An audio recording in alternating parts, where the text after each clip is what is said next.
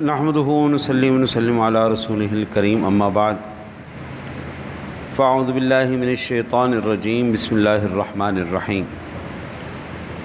سامعین ذوال احترام والاحتشام، آج ہم نے سورہ شورى سے تلاوت کا آغاز کیا ہے جی، اور سورہ شورى ترتیب مصحفی یعنی قرآن پاک کی ترتیب کے لحاظ سے 42 نمبر کی سورہ مبارکہ ہے، 25ویں پارے میں ہے، اور ترتیب نزولی کے لحاظ سے 62 نمبر پر یہ سورہ مبارکہ نازل ہوئی۔ نسبت کے لحاظ سے مکی ہے، 53 آیات مقدسات ہیں، 5 رکوع ہیں۔ شورا کا معنی ہے مشورہ کرنا، اور آیت کریمہ 38 میں لفظ شورا آیا ہے، اسی مناسبت سے اس کا نام شورا رکھا گیا۔ یہ سورہ مبارکہ مکی زندگی کے آخری سال یعنی 13 ہجری نبوی میں نازل ہوئی ہے۔ دراصل یہ سورہ مبارکہ مدینہ میں قائم ہونے والے اسلامی ریاست کی تمہید ہے، جس میں اللہ کے قانون یعنی شریعت کو نافذ کرنے، اقامت دین کی جد و جہد کرنے اور شرعیت پر مشتمل عادلانہ اسلامی ریاست کا قائم کرنے کی ہدایت دی گئی ہے۔ کوئی بھی ریاست مدینہ کا اگر دعوے دار ہو تو یہ سورہ مبارکہ ان کے لیے ہدایت ہے، ٹھیک ہو گیا نہیں؟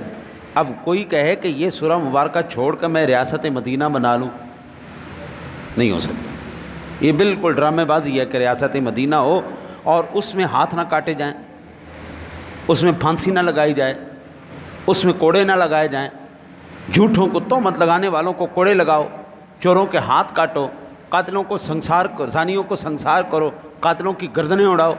یہ ہے جی ریاست مدینہ۔ میرے کریم آقا جی نے خود کروایا ہے یہ سارا کچھ۔ اس سورہ مبارکہ میں اللہ کے قانون اور انسانوں کے بنائے ہوئے خود ساختہ قوانین کا فرق بتا کر حاکمیت میں بھی توحید اختیار کرنے کی وضاحت کی گئی ہے۔ اپنے قانون بنا لیے اپنی آسانی کے لیے، ہاں جی۔ قانون، آج کا قانون جو ہے نا جی، وہ مکڑی کے جالے کی طرح ہے۔ آج کا قانون مکڑی کے جالے کی طرح ہے، جس میں صرف مکھیاں مچھر پھنستے ہیں، مگر مچھ نہیں پھنستے اس میں، مگر مچھ توڑ کے نکل جاتے ہیں۔ جو مرضی اس سے قانون بنوا لو، جیسا مرضی مڑوا لو۔ اس سورہ مبارکہ میں قیامت دین کی جد و جہد کرنے والوں کی 10 صفات بیان کی گئی، جو تفصیل سے پڑھنے کے قابل ہیں، تلخیص میں اس کے وقت نہیں ہے۔ آگے سورہ مبارکہ ہم نے زخرف تلاوت شروع کی ہے جی، جو 43 نمبر ترتیب مصحفی یعنی قرآن پاک کی ترتیب کے لحاظ سے، نزولی لحاظ سے 63 نمبر میں ہے جی، اور اللہ آپ کی خیر کر 7 رکوع 99 آیات مقدسات اس میں ہیں، یعنی 89 آیات بینات ہیں۔ زخرف کا معنی ہے سنہرا، آراستہ اور زینت۔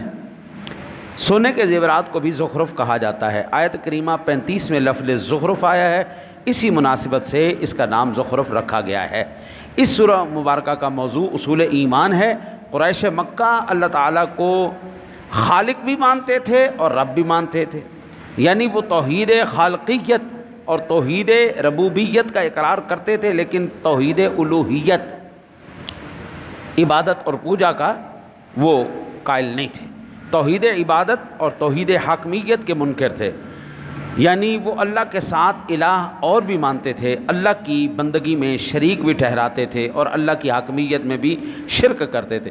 چنانچہ سورہ مبارکہ میں دعوت ابراہیم، دعوت موسیٰ، دعوت عیسیٰ علیہ السلام سے استدلال کر کے اللہ تعالیٰ کی حاکمیت نہ صرف تسلیم کرنے بلکہ اس میں توحید اختیار کرنے کا بھی کہا گیا ہے۔ آج کا ہندو بھی جو ہے نا جی، وہ دعوت اپنا توحید خالقیت کا تو ہے نا جی، اللہ وہ یہ تو مانتا ہے نا جی کہ اللہ نے پیدا کیا ہے، یہ اس بات کا وہ اقراری ہے، اور یہ بھی کہتا ہے کہ وہ وحدہ لا شریک ہے، لیکن وہ اس کے ساتھ معاونین مانتے ہیں، جس کو ہم معبودان باطلہ کہتے ہیں، شریک، اللہ کے شریک، اس کے شریک مانتے ہیں۔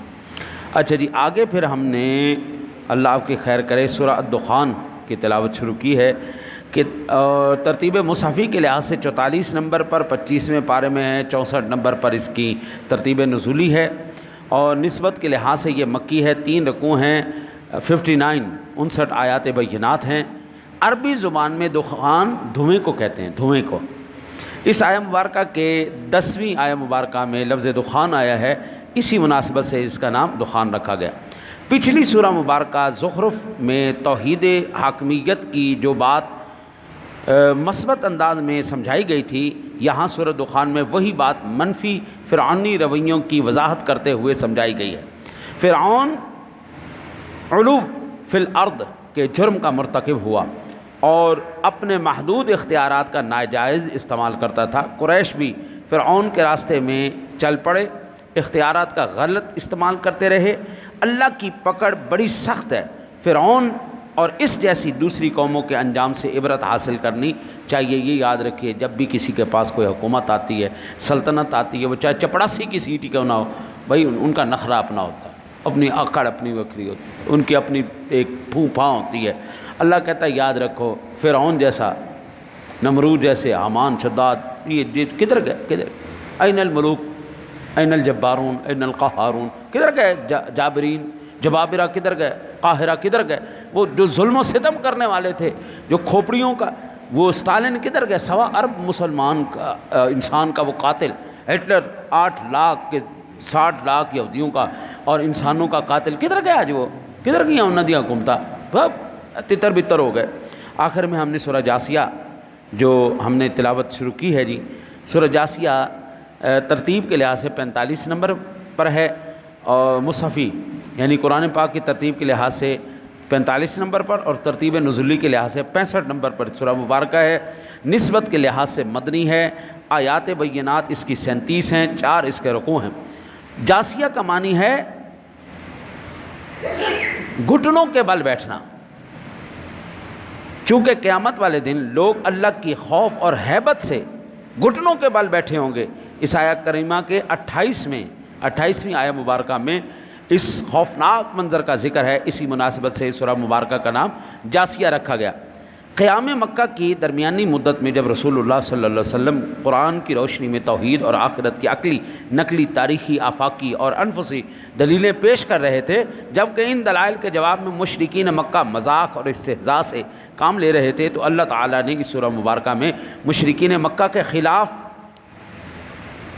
فرد جرم عائد کرتے ہوئے ان کے جرائم گنوائے کہ یہ لوگ شرک ولایت میں مبتلا ہیں، متکبر ہیں، خواہشات نفس کو الہ بنا لیا ہے، منکر آخرت ہیں، باطل جہتیں پیش کرتے ہیں، ملاقات آخرت سے غافل ہیں، خالص دنیا پرست اور دہریے ہیں، دنیا کی زندگی کا دھوکہ کھائے ہوئے ہیں۔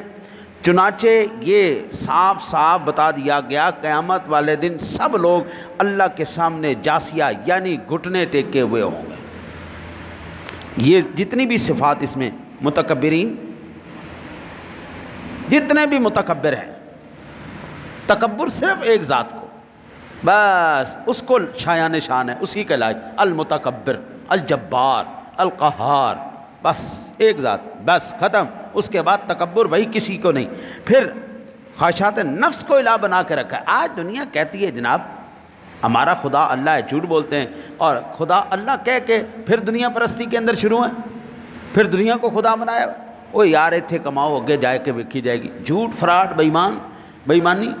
میں آپ کو زندگی کا اپنا ایک واقعہ سناؤں، کیسے کیسے لوگ فراڈ کرتے ہیں۔ بھائی پھیرو کے جو ہے نا جی گوالے، وہاں سے 2 دودھ والے آئے میری مسجد، قادریہ مسجد تھی شام نگر میں، چبرجی سے اندر جائیں نا جی تو وہ اسلام پورہ، شام نگر، یہ سارا کٹھا ایریا آتا ہے۔